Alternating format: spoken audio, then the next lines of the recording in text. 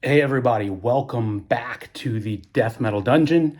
I am your host, your Dungeon Master Nate. I'm here to help you torture your ears with only the best, only the finest in death metal, black metal, extreme thrash, extreme doom, and so on and so forth. If you're here, hopefully it's because you love those styles of music and you like talking music, because that's why I'm making the video in the first place. Thanks to everybody who watched my first video. This is video number 2. Thanks to all of you that watched, liked, commented, subscribed after that first video. Really appreciate y'all. Going to give a couple extra shout outs at the end today for a couple of people that have really been influential to me, that were kind enough to stop by and drop some really encouraging and supportive comments. So without further ado, let's get into it today. We've got 2 releases to look at, both on cassette. Today I'm calling it something old, something new. So old, I'm thinking, 15 years old or more, not necessarily super old.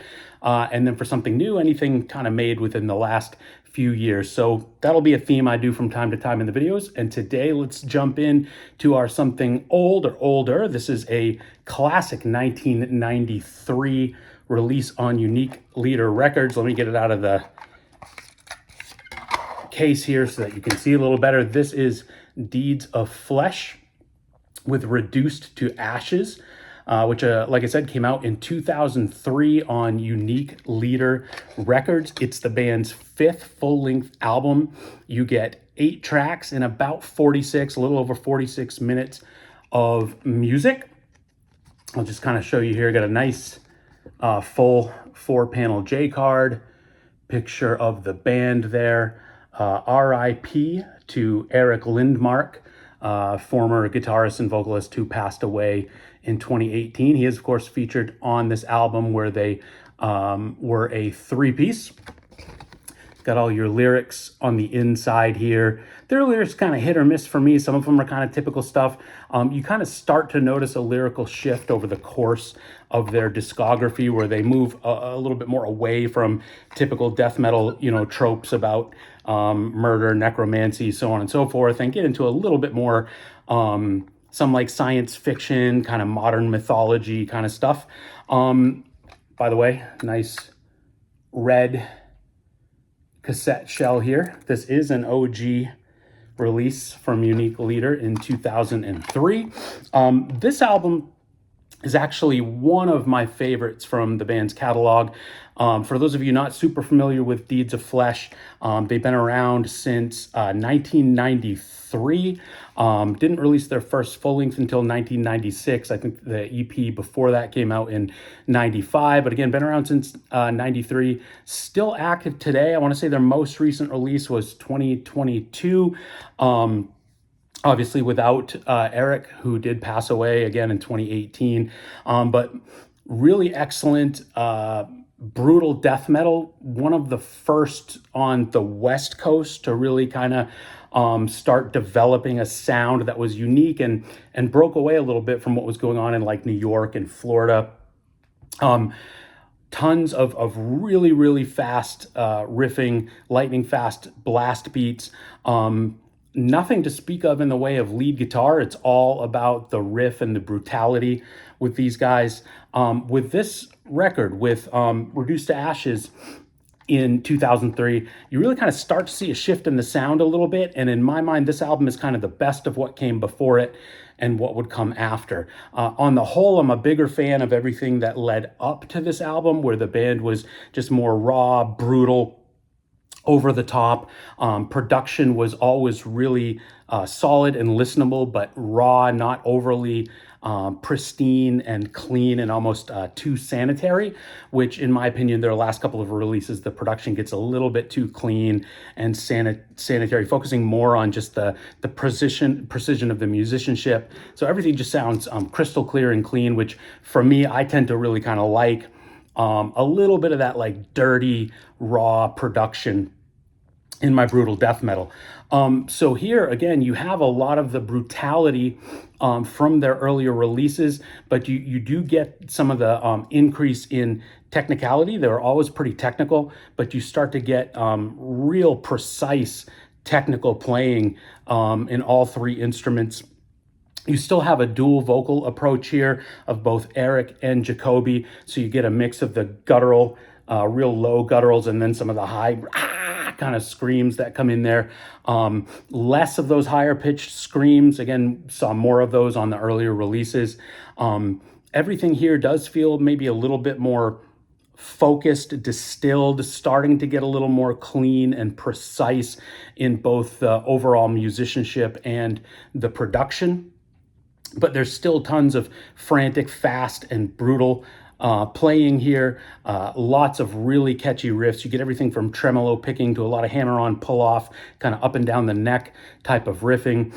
Some slower moments where they kind of chug and groove a little bit. Nothing really in the way of like breakdowns or slams to speak of. I would still call them brutal death metal, but not really slamming so much. Blast beats galore all over this thing. And then in some ways, for me anyway, maybe the highlight is there's an 11+ minute closing track called The Endurance. And to my knowledge, the only brutal death metal band to pull off an 11+ minute closer without going, kind of proggy, without having any kind of slow atmospheric sections throughout. The Endurance is a really appropriate name for the song because it's just 11 minutes of just getting beaten by these lightning fast riffs and blast beats. Super killer stuff. So again, Deeds of Flesh, Reduced to Ashes. If any of you aren't familiar with Deeds of Flesh, you need to get familiar with them. That album is a great place to start. Recommended if you like Defeated Sanity, Dying Fetus, Disgorge from the US. So again, kind of raw and brutal death metal stuff with plenty of technicality, though I wouldn't necessarily call them tech death. So that's what we've got for our Something Old. Again, 2003 on Unique Leader. You can still find it on Discogs and eBay. Price is kind of fair, middle of the road, but it is still available through those outlets. All right, now let's switch gears to something new. This is a band from Asheville, North Carolina that I just discovered. Actually saw them live opening for Incantation on Valentine's Day, so only a little over a week ago as this was recorded, and I picked up this cassette of their latest album. The band is called All Hell. The album is called Sunsetter. This came out in 2005 on Terminus Hate City Records. All Hell are a three-piece, again, from Asheville, North Carolina. You can see them there. I was not familiar with these guys before seeing them live, and they really, to me, stood out in the lineup. I was there primarily to see Incantation. There were a bunch of opening bands. All Hell really stood out to me. When I saw them, the first thing that hit me was, man, these guys are kind of like a modern Celtic Frost, which I just love that early kind of proto-death metal, proto-black metal sound of bands like Celtic Frost, early Bathory, Venom, kind of along those lines. A little bit of a thrashy sound to it, kind of a blackened thrash as well. But thrash in that kind of raw, primitive sense where there was still kind of some new wave of British metal and punk kind of coming into the mix to create those thrashy riffs. So if any of that sounds appealing to you, I would highly recommend All Hell. This is actually their fifth full-length release. I'm not familiar yet with the other four, planning to go back and check them out. But what you get here is 11 tracks in 32 minutes. And it, for me anyway, it's been like a flip it back over and just play it again right away.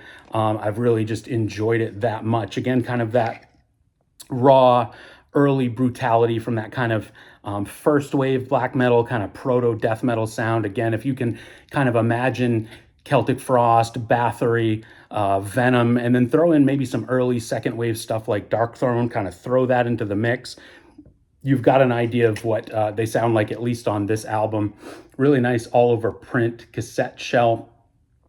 You can see on side A, they've got kind of the backdrop from the cover, which was done actually by the guitarist and vocalist. His name is Jacob Corwin.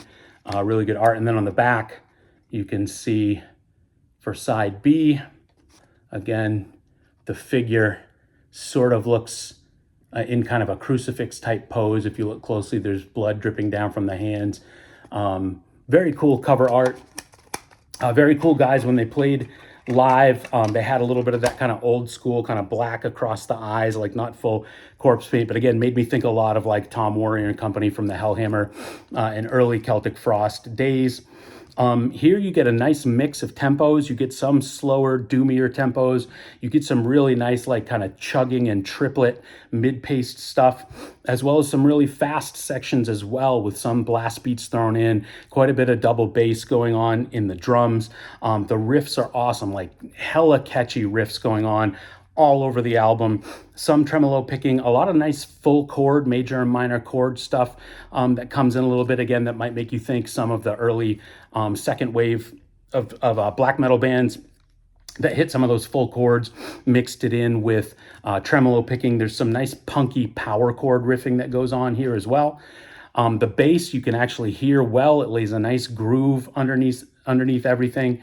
And the vocals kind of are kind of that harsh, raspy, not full on like death metal grunts for the most part. There's some grunting and some high screams here and there, but mostly kind of nice mid-range, kind of raspy type vocals.